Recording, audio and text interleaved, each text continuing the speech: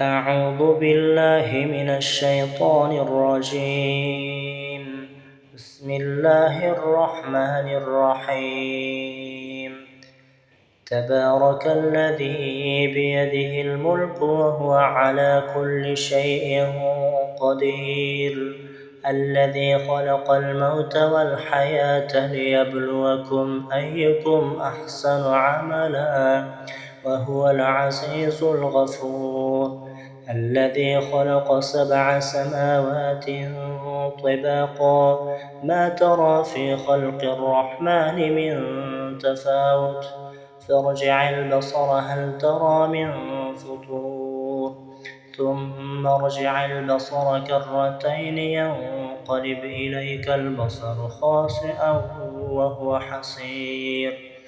ولقد زينا السماء الدنيا بمصابيح وجعلناها رجوما للشياطين وأعتدنا لهم عذاب السعير.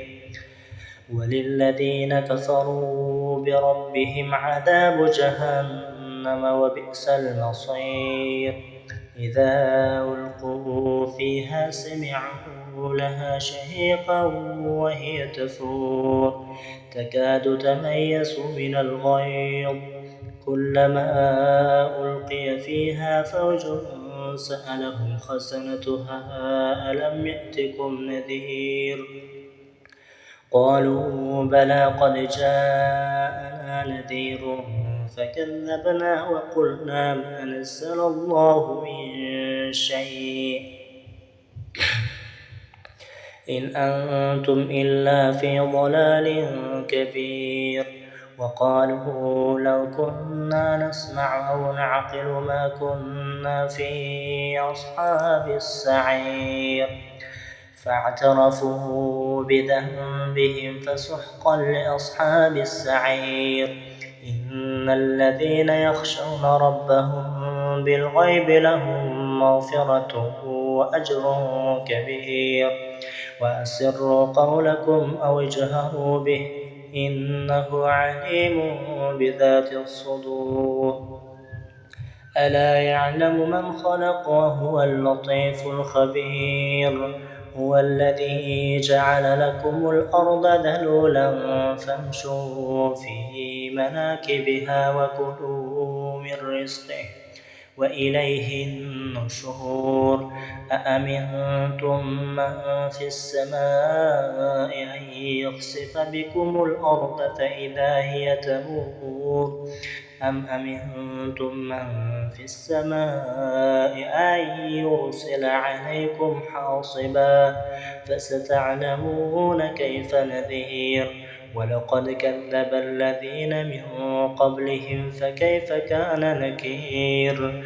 أولم يروا إلى الطير فوقهم صافات ويقبض ما يمسكهن إلا الرحمن إنه بكل شيء بصير.